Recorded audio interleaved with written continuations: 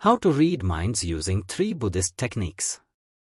Reading someone's mind might seem like a mystical ability, but it can actually be achieved through keen observation and understanding of subtle cues. Let's delve into a Buddhist tale that provides valuable insights into how to read the minds of others. To read the mind of anyone, you need to know 3 techniques. These techniques are crucial to master. By mastering these methods, you can effortlessly discern and grasp what anyone is pondering. So let me tell you a Buddhist tale that will teach you how to read the mind of others. In a small village a long time ago, 2 brothers lived.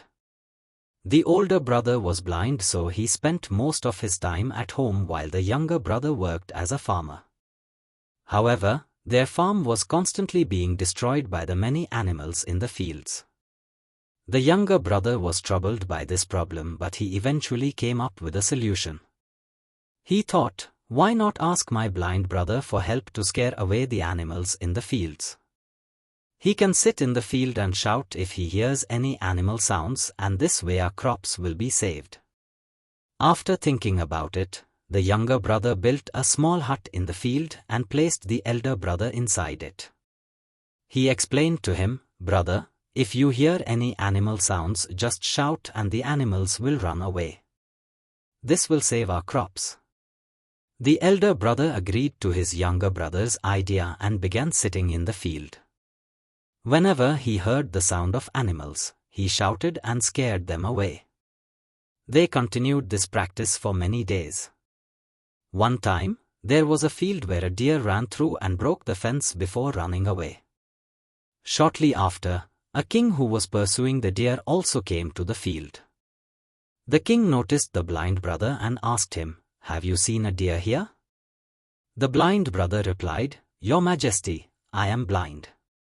How can I see a deer? However, I can tell you that the animal that left my field is not worth chasing. You are wasting your time." The king was astonished by the blind brother's words and questioned how he knew this. The king asked the blind brother if he was lying, as he claimed to be blind but spoke about the worthiness of the deer. In response, the blind brother stated, "Your Majesty, the animal you believe to be a deer is actually a pregnant doe. I have never heard of a king hunting a pregnant doe, so I'm telling you that she is not worth your pursuit. You should not waste your time chasing after her." The king was left astonished upon hearing this. He was unable to comprehend how the blind person could identify the doe as pregnant. He pondered, how can a blind person know this? How can he be sure whether the deer I am chasing is pregnant or not? How can he confidently inform me of this information despite being blind? The king felt the need to verify this and thus instructed his commander, "Commander, I want that animal alive. I need to confirm whether it is indeed a pregnant doe. The blind man seems to be very sure about this, and I need to investigate. Please go and find out if she is pregnant." The king's orders were received by the commander, who proceeded. When he came back, he told the king that the blind brother was correct and that the doe was pregnant. The king was filled with wonder and couldn't figure out how the blind person had known about the doe's pregnancy. The king had many questions in his mind and decided to ask the blind man to get to the bottom of this. "Look, I may not know whether you are truly blind or not, but I have come to ask you one thing. Will you give me the correct answer to my question?" In response, the blind brother said, "Your Majesty, you can ask me anything you want and I will answer you truthfully." The king said, "You are a wise man and you seem to have a keen understanding of many things. Today I have called you to find out whether my wife is faithful to me or not." The blind brother responded, "Your Majesty, what kind of question is this? Your marriage has lasted for many years and now you want to know such things? Why are these questions arising in your mind?" However, the king insisted, saying, "You must answer this question. If you do not provide me with an answer, I will punish you with the death penalty." Hearing the king's threat, the blind brother said, "Your Majesty, if you want the answer to this question, you will have to do me a favor." The king asked, "Tell me, what do I need to do?" The blind brother responded, "For that, you will have to leave your wife alone with me in a room." The king was initially angry upon hearing it, but he eventually agreed to the request and ordered his commander to leave the blind brother and the queen alone in a room. At that moment, the blind brother expressed his desire to touch the queen. Upon hearing this, the queen became furious and started beating the blind brother with her hands, feet, and all her might. Afterwards, the blind man somehow managed to escape and went to the king. Then the blind brother told the king, "Your Majesty, your wife is unfaithful." The king, enraged, drew his sword and went to the queen. Then the king asked a question, warning her that any falsehood would lead to her execution. He asked if she was faithful or not, to which the queen replied, "Your Majesty, you may as well kill me, but I am not faithful." The king was overjoyed because everything the blind brother had said is true. Upon hearing this, the king immediately went to the blind brother and asked, "How did you know that my wife is not faithful?" The blind man replied, "Your Majesty, it's quite simple. I told your wife that I wanted to touch her, and she became so enraged that she started beating me. When I told her that I wanted to touch her, she could have refused, but instead she began to beat me, and in the process she touched my entire body. Now you tell me," he continued, "how can such a woman be faithful?" The king said, "You are quite wise. All right then, let's proceed." He added, "Answer one more question correctly and I will let you go from here." The king then asked, "Tell me, am I truly my father's son or someone else's?" To this, the blind brother responded, "Your Majesty, why do you bother with this question? No matter who your parents are, you are the king of this state, so let this question go." But the king insisted, "No, no, I want the exact answer to this question, otherwise this question will always bother me, so I want to know the truth." The blind brother responded, "Your Majesty, I can tell you right now whose child you are, but before that I want you to promise that you won't get angry with me." The king said, "I promise I won't get angry with you." Then the blind brother said to the king, "You are indeed your father's son, but you are also under the shadow of a miserly merchant." Upon hearing this, the king rushed to his mother. He asked her, "Mother, please tell me the truth. Am I truly my father's son or someone else's?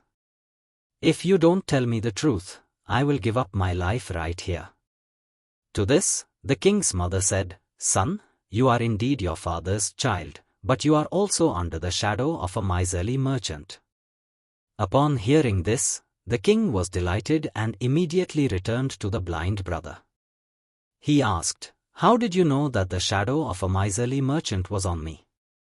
The blind man replied, "Your Majesty, you asked me many questions and I gave you the correct answers to all of them. If you were any other king, I would have received many rewards by now, but you haven't given me a single penny so far. It was from this that I estimated that you are very stingy." The king burst into laughter and says, "Whatever you ask for, I will give it to you, but tell me, how do you know what is right and what is wrong? How can you provide such accurate and precise answers?" To this, the blind brother said, "Your Majesty, I am blind by nature. If I had eyes, I could easily understand anyone's thoughts. The mind has its own language, and this language can be seen in the actions of a person's body. By observing a person's eyes, lips, the way they work, and their activities, one can understand what is going on in their mind. Based on this, we can know the thoughts of anyone. But I am blind, so I perceive through actions. If I want to know something, I have to assign a task to the next person to see how that person works and how he does the task, and based on that I can understand what is going on in his mind." The king asked, "So does that mean I can also know someone's thoughts?" To this, The blind brother said, "Certainly, you too can understand anyone's thoughts, but before that you need to work on yourself, and that work is to calm your mind and bring your mind into the present. For that, today I'm going to tell you 3 ways, and these 3 ways are very easy and simple, but Your Majesty, before that you have to do one thing. Focus your mind. When we focus our mind and merge our mind into the present, we can understand the thoughts of others because that person is thinking in the present, and we also have to bring our minds into the present. Only then can we understand their thoughts.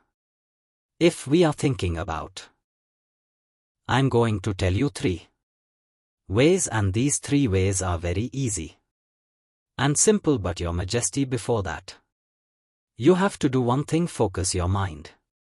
When we focus our mind and merge our mind into the present, we can understanding others' thoughts. 3 simple techniques. Before diving into the techniques, it's crucial to focus your mind and bring it into the present. This state of mindfulness allows you to better understand the thoughts of others because it aligns your mind with the present moment, rather than being caught up in past events. First technique: observing the eyes. Eye contact. Pay attention to where a person's eyes are focused. Direct eye contact often indicates honesty and engagement, while avoiding eye contact might suggest discomfort or dishonesty. Eye movement. If someone's eyes are wandering, they might be searching for a way to exit the conversation.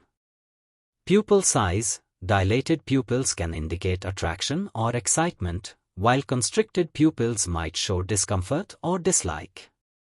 Eyebrow movement. Eyebrows that furrow can indicate worry or deep thought, while raised eyebrows often signal surprise or curiosity. Eye redness. Redness in the whites of the eyes, sclera, can suggest fatigue, stress, or illness. Second technique: understanding facial expressions. Sadness. A downturned mouth and furrowed brows often signify sadness or displeasure.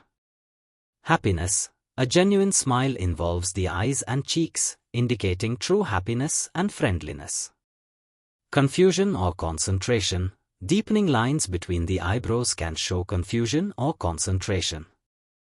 Openness. A relaxed, open mouth usually signifies openness and comfort, whereas a closed or squeezed mouth can indicate discomfort or disagreement. Third technique: interpreting body language. Hand gestures. Quick, repetitive finger tapping may suggest boredom or impatience. Arm position.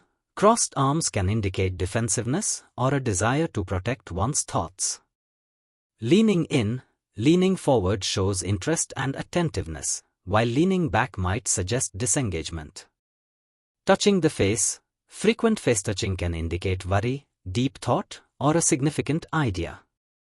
Conclusion: to effectively understand others' thoughts, focus on these 3 methods: observing the eyes, understanding facial expressions, and interpreting body language. However, it all starts with bringing your own mind into the present to fully grasp these subtle cues. Mindfulness allows you to be fully aware of the other person's signals, helping you connect and understand their true feelings and intentions. Attention to these 3 methods and understand them correctly, we can quickly know what's going on in a person's mind, how much attention they are giving to our words, and what's happening in their mind. However, before that you have to focus your mind and bring it into the present. Only then can you pay attention to all these actions, understand them, and realize what's going on in the person's mind. Otherwise, if you are preoccupied with past events or plans, you will never pay attention to the person's body language, and you will never understand what's happening in their mind, what they are thinking. You may have seen many great saints and enlightened beings who look at you with great calm and can tell you what's going on in your mind and what you have come to learn from them. The biggest reason for this is that they can read you and understand you because their mind is focused and peaceful, and that's why they can easily understand your thoughts. As we come to the end of this story, we would like to express our deepest gratitude for your incredible support on this journey. Open, because knowledge has the power to elevate your life.